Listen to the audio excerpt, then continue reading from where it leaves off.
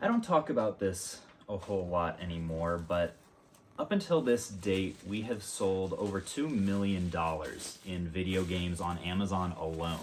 In the last 5 years, if you factor in eBay and whatnot and Shopify and the random like in-person deals that we've done, that number is probably closer to 2.5 or 3 million, which is kind of crazy to think about. And in this video, I wanted to bring you guys along and take you through year by year the history of Phoenix resale, the changes that I made to try to unlock higher and higher levels of video game resale, and the mindset shifts that kind of accompanied those, in hopes that you guys may be able to take something away to implement in your own business.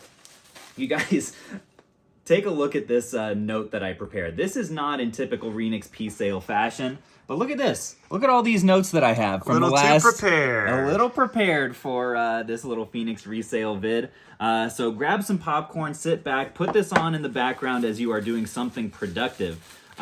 Because this whole journey started in 2019. My wife was just going into law school and I was looking for a side hustle to do as a little business to make some extra money, because we were in a one-bedroom apartment and did not have very much. So I started by flipping mostly books, actually, on Amazon.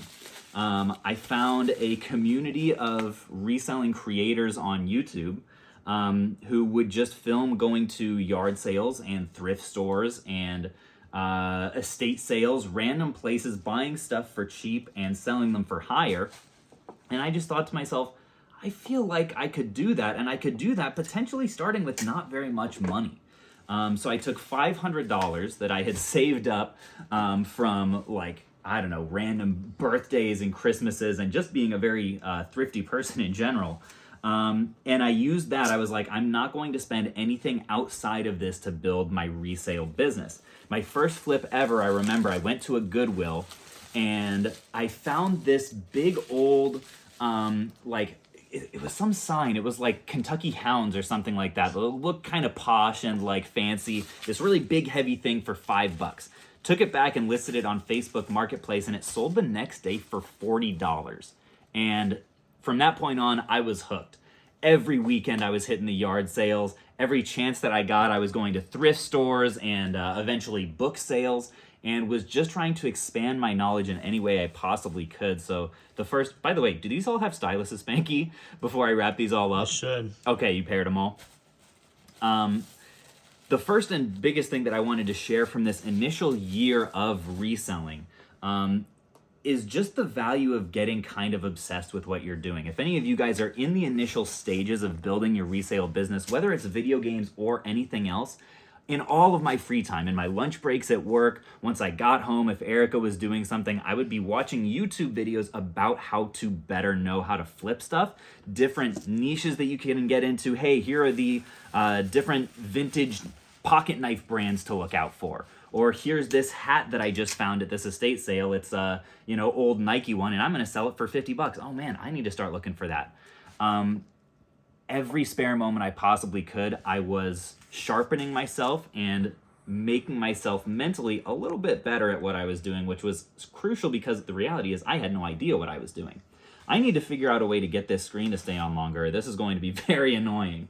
A perspective that I've had both in my resale business and the YouTube channel is getting 1% better every single day, if I can at all. If there's any possible way to do that. Spanky, if you want to take a seat, you don't have to. He's kneeling behind the camera there. I feel a little bit bad. My best book selling story that I have from my book selling days. I love starting out selling books, by the way, because they're usually very cheap. They're very readily available.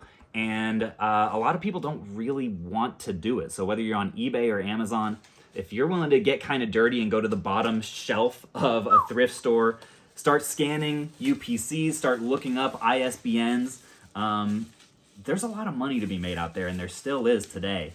I spent most of my time going to like book and library sales and picking up 100 pounds of books for like $100, and usually being able to like 5 or 10x my money, which was great because I had so little of it to start out. But my best story from that year is I started cold emailing churches and just asking them, hey, do you have a bunch of books that are sitting around that you don't really want anymore that you are going to donate? I've got a small business that I'm trying to start of selling books, and I'd be happy to come take them away for free, and the stuff that I can't sell, I'll just donate for you.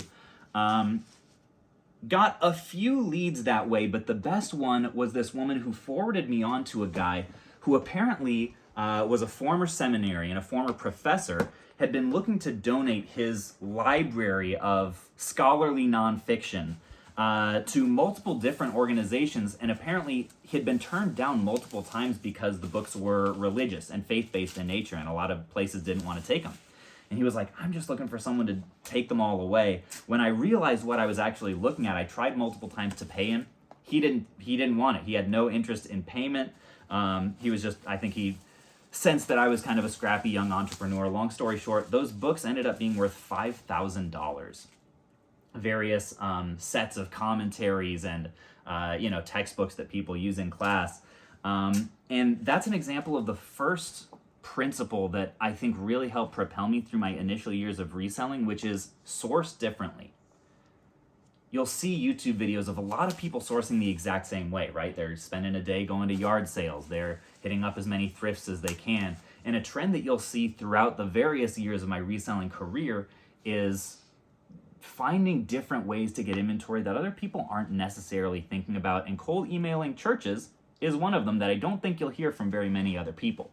That year was 2019, and during that year, let me see, I sold 88K on Amazon in 2019. At that point, it was mostly books, and about 50K in addition to that on eBay. And this was all part-time before I started going full-time. And the nice thing was the margins back then were really good because I was only buying stuff for the most part that would flip really well. Low buy cost, high selling point.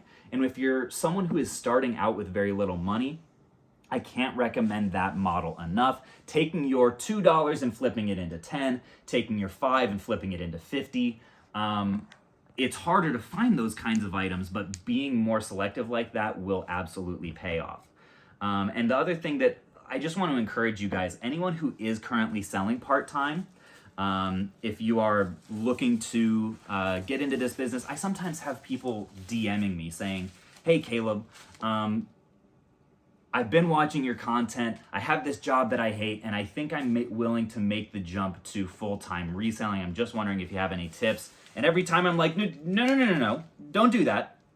Stop what you're doing, drop and roll, collect yourself. There's no need. One of the best things about reselling is the potential to scale from absolutely nothing. So you don't have to jump into it cold and start putting in 40 hours a week. You can moonlight it for, in my case, over a year before you actually make that jump. So that's pretty much the summary of my first year reselling. Was somehow, I don't really know how, able to pull off over 100K in sales. When you combine it with everything, I was doing a lot of networking with Erica's law school friends and buying their old textbooks, which helped a lot. Another uncommon sourcing strategy. Year 2, some of you guys may remember, was 2020. This brought a whole heck of a lot of changes for everyone, including me, because this was the year that I made the jump to full-time. My first full year of full-time reselling.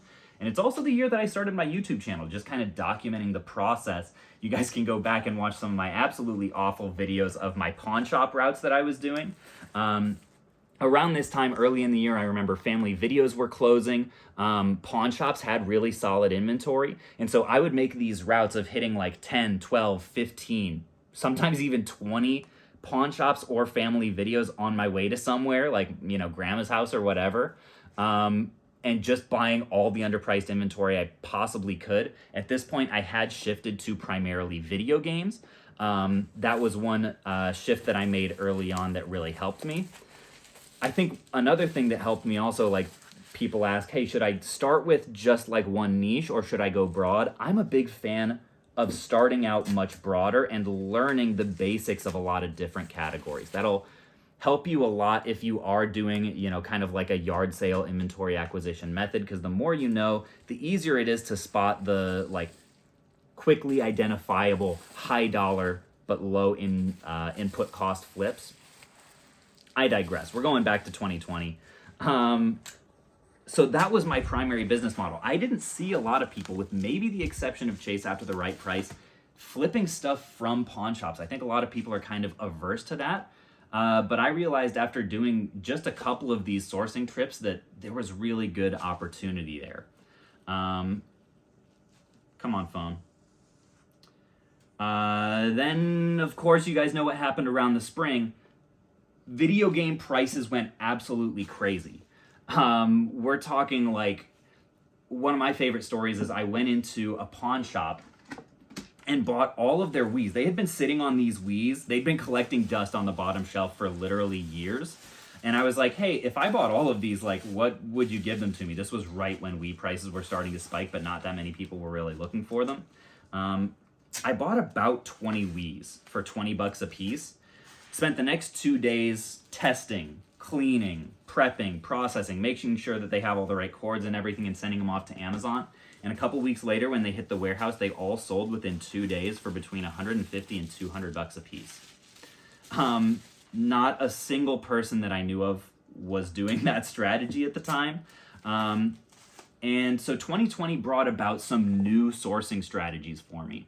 I started doing a lot less in yard sales because I was getting a little bit, focusing more as much as I could on video games, and then kind of filling in the gaps with the miscellaneous toys and other electronics and hats I liked to do for a long time.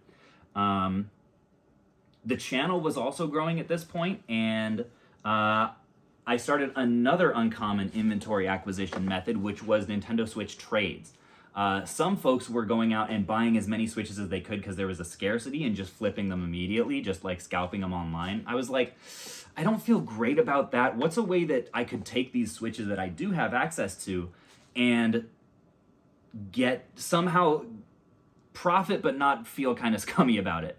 And so I started posting them for trade on Facebook Marketplace, and these are also documented on the channel to this day. I would say, hey, I'm trading this Switch for old video games. Shoot me pictures of what you have. And without a single exception, every person that I did a trade like that with was so happy to be able to find a Switch, have something to play with their family, and get rid of stuff that was just sitting around for them. So I would trade these Switches for oftentimes $600+ worth of inventory that I could just send into Amazon and get quick money for, and maximize the bang for my buck at a time where sourcing was honestly getting pretty hard. Some video game stores and pawn shops were open through most of the pandemic, and a lot were not. So I had to get a little bit creative, but nonetheless, video game prices were really good, and they were selling so fast that 2020 was actually a really good year. Partly because this was the period that I also started sourcing more video game stores, trying to find the discrepancies between in-store prices and what games were going for on Amazon, and just drill down on that. During the pandemic, a lot of consoles had a big enough delta that I was willing to do that. There would be times that I would buy like 10 or 12 PS3s, and it would be only like half that the video game store had. They would sometimes give me a bulk discount, and then they would flip for like double that on Amazon. So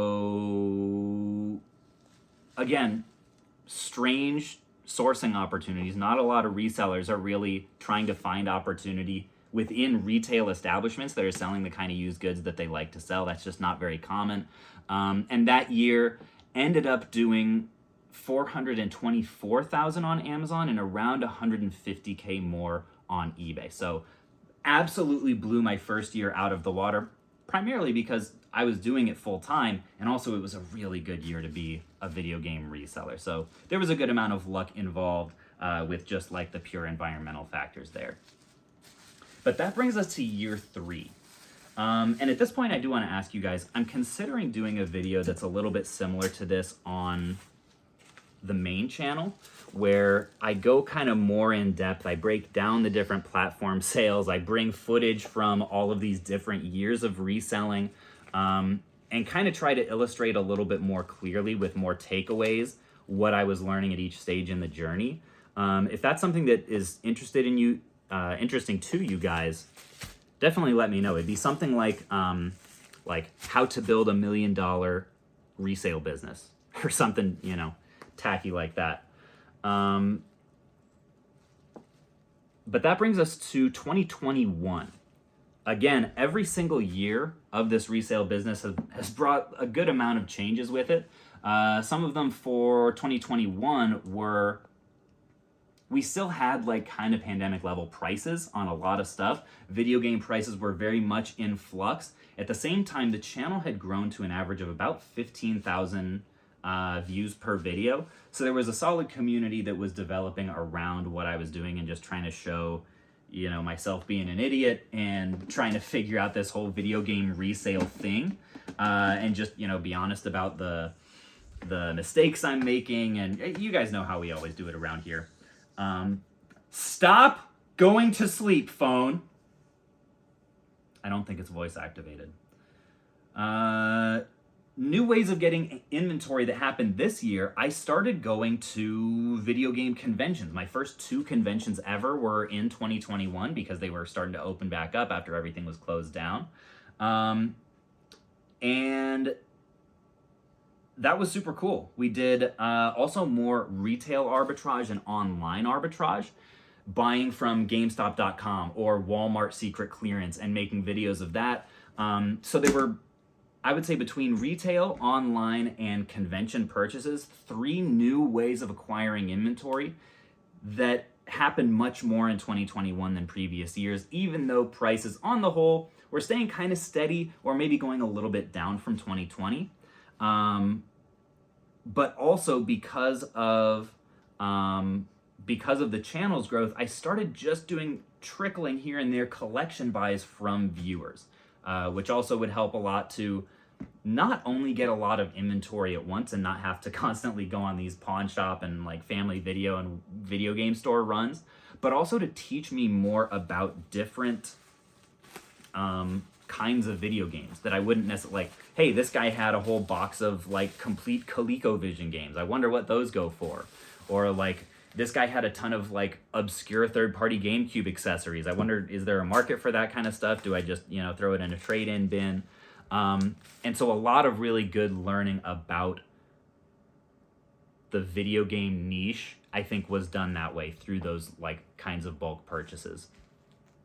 At this point, in 2021, we sold around 337K on Amazon and still over 100 on eBay, although you can see the following year, eBay's not going to do quite so well. Our net margins, by the way, all this time were really healthy, around 30 to maybe 35% after everything,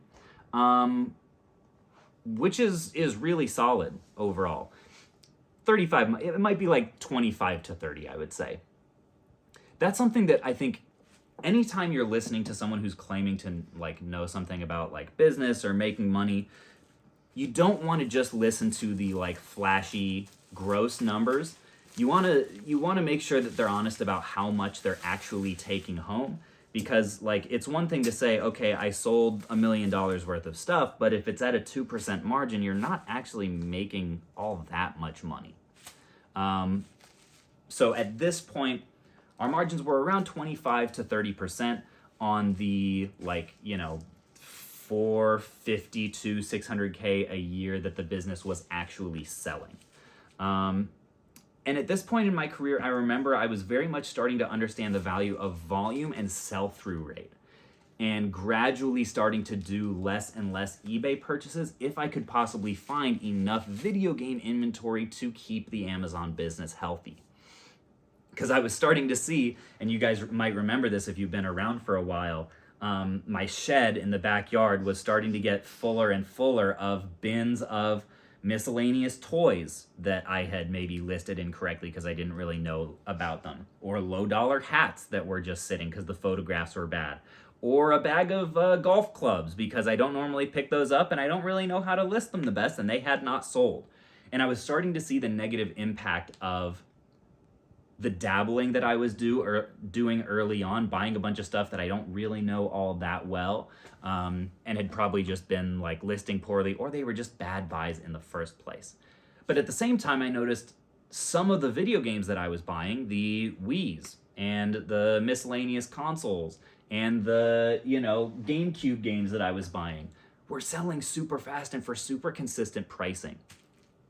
So I made the decision to try to go heavier into the kind of inventory that not only could I predict the price of better, but I knew would sell better in the long term. That brings us all the way up to just last year, 2022. Another big year of changes, guess what, for the business? 2022 for me was really the year of conventions.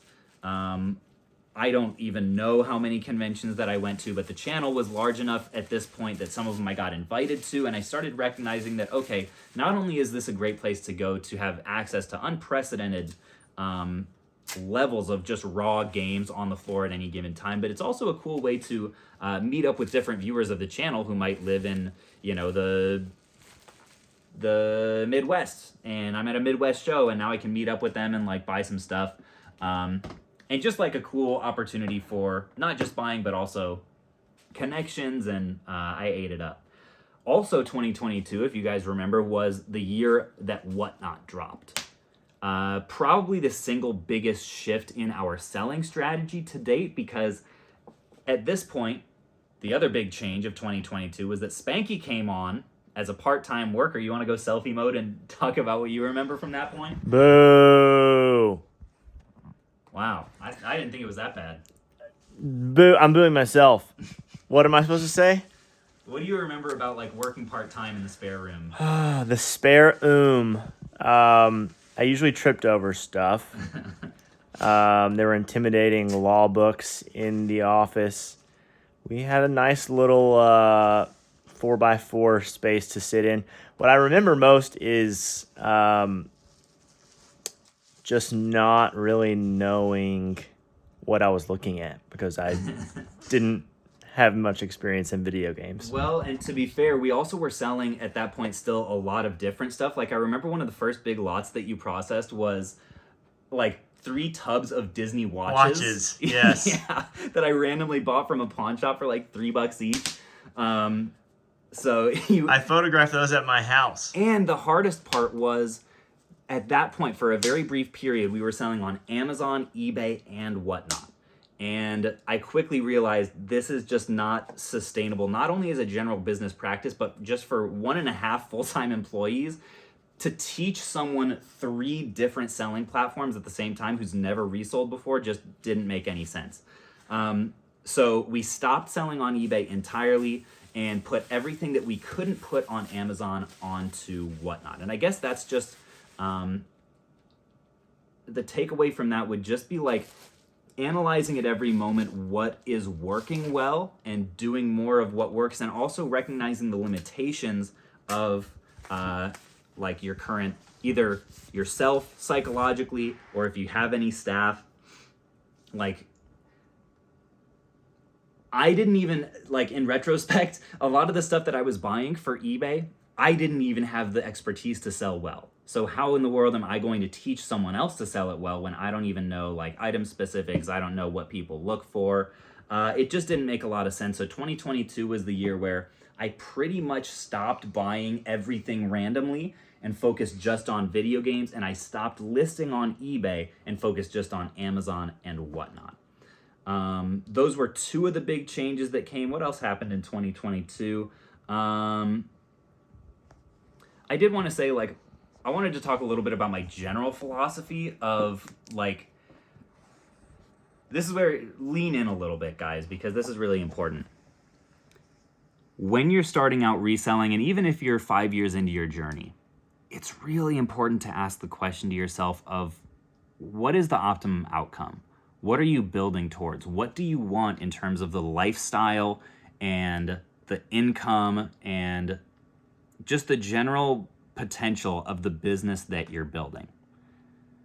I have known for, I think probably at least 3 years, that Phoenix Resale is not designed to become an empire. I don't want to build GameStop. I don't want to build DK Oldies. I'm much more of the persuasion of keep it small and keep it all, right? Or keep it small and keep as much of it as you can.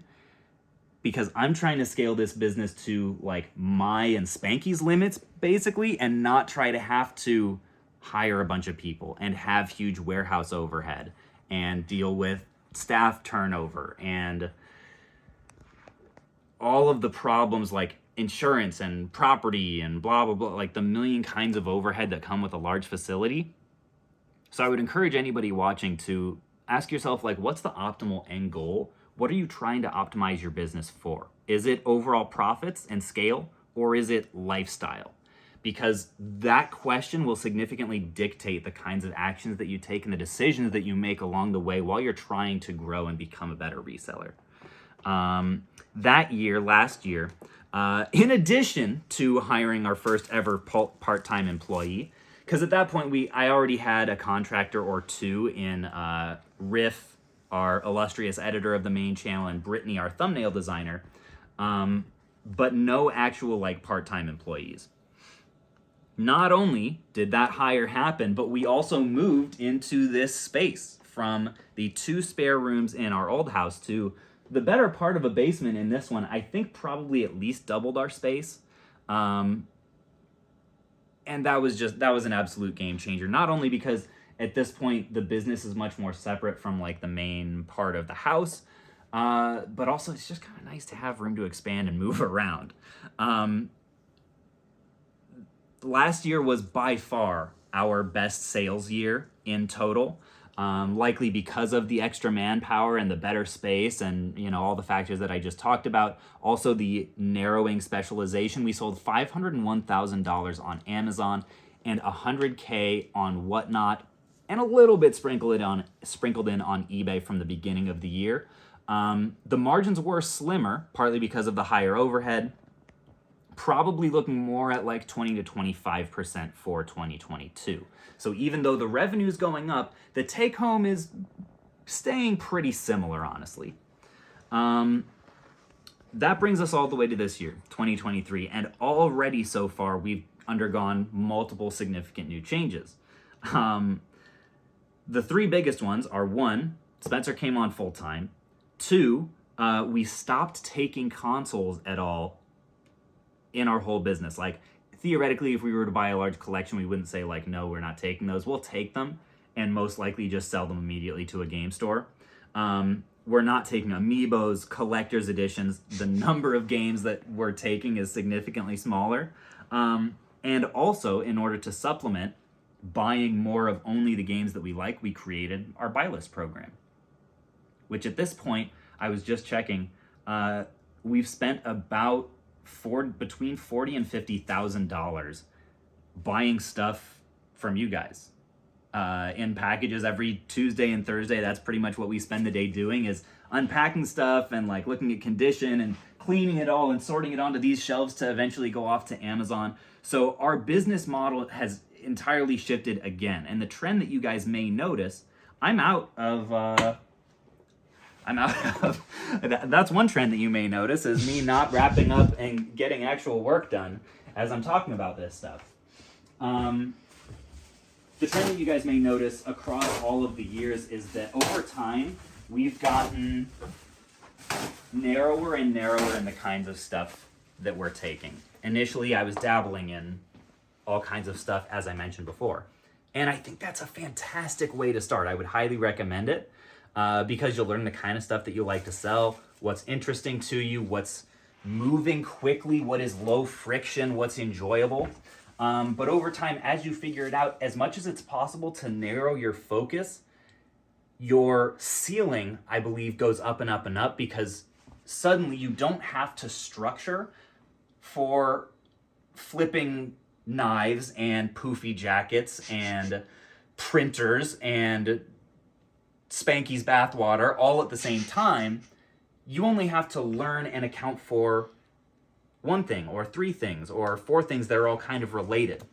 So we've achieved significant efficiencies and economies of scale using that strategy. And at this point, we are buying and selling fewer kinds of items than ever. And so far, the results have been really good. What else did I want to talk about from this year? We have not bought an actual video game collection at this point in months. Not because we don't have decent deals coming along, but because we have enough people that are hitting the buy list, and we're spending enough just through that and at conventions, buying exactly the kinds of items that sell the best, that we don't have to go that broad anymore. That is not a position that most people will find themselves in the luxury of having. The channel has given us an unfair advantage in that way. But I also know that all of the largest sellers on Amazon right now, they have no social media. And I'm a very small speck to them in the Amazon reselling pond. So in case anybody had the excuse percolating on their lips that, oh, I can't do this without social media and I'm insecure, or I have an ugly face and I can't make that happen. There are people that absolutely dwarf our operation that have basically never heard of YouTube. Reinvesting heavily, you can see our illustrious resurfacing machine that is on pause right now. This was another big year, not just in terms of the space, but also in terms of the, honestly, that's probably the biggest thing. Well, definitely not the biggest thing. That we have actually been spending our money on. What else was I going to say? So our margins, again, have been slimmer. We have sold so far this year, I will tell you guys, $700,000 on Amazon. And a little bit sprinkled. We've slowed down significantly on Whatnot even. So like in the same way that the amount of stuff, the kinds of things that we're buying is shrinking, the number of platforms that we're selling on is also shrinking. We did a little bit on Shopify. We did a good bit on Whatnot earlier this year. We're trying to focus as heavy as we possibly can on Amazon right now. And we're on track. I'm hesitant to even say it. But if we can maintain a similar level as we're doing now to do $1 million in sales in video games on just Amazon this year. Now that sounds super sexy, like I said earlier. But the question that you have to ask is, Caleb, what are you actually netting on that? That's gross. And frankly, I'm grossed out that you're not telling me the net. The net at this point, with higher overhead of like a full-time employee and like reinvesting in that thing, is closer to probably 15%. I haven't done all of the math, but it's going down a good bit. The downside of that is that if you're doing the math yourself, you're like, you were selling 500K at 30%, you're actually netting the same amount. Like, why are you even bothering to scale if your margins are going to be taking a hit like that? Those are the kinds of hard questions that I think a lot of times people don't necessarily, like, that's not on your mind when you're thinking about trying to like push your business to the next level, is like, oh, what is this actually going to do to my bottom line, and is it worth it? For us, it definitely is worth it, because I'm convinced that now we have the systems in place that if we are able to get the inventory, we theoretically could do 1.5 or 2 million next year, while not decreasing the margins, right? So that's where the real money could come. The unfortunate side is, and I will tell you guys this because at this point, we're how many minutes into the video? 33 and a half. We are 33 and a half minutes into my deranged rant. And I consider you guys who have stuck around this long to be the core. I'll just be honest. Most of what the business has netted this year has already been spent and reinvested in a software that I'm building. You're going to get all of the details of that hopefully next month.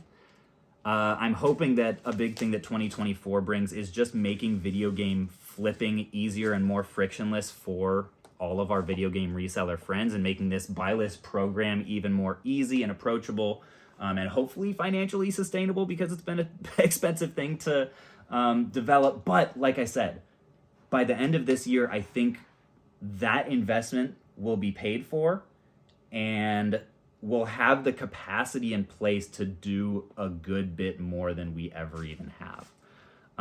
So that's pretty much the whole history of Phoenix Resale, with the brutally honest numbers of what a business like this can actually take home. It's very possible that you guys could do this way better than me, have better net operating margins, and find better stuff and use better methods and who knows what, please let me know the kinds of mindset shifts that have been pivotal for you guys and how your business strategy has changed over the years. I'm really excited for 2024 and what that may bring. Hoping to finish out this year strong. And thanks so much, especially to everyone who has sold to us, because it's made this business model possible, and it's been really fun to continue to try to optimize and make it even better. I'll put the email in the description if you want to apply to sell to us through our buy list and shoot us a sales screenshot or something like that to show you're legit. And that's all I have to say.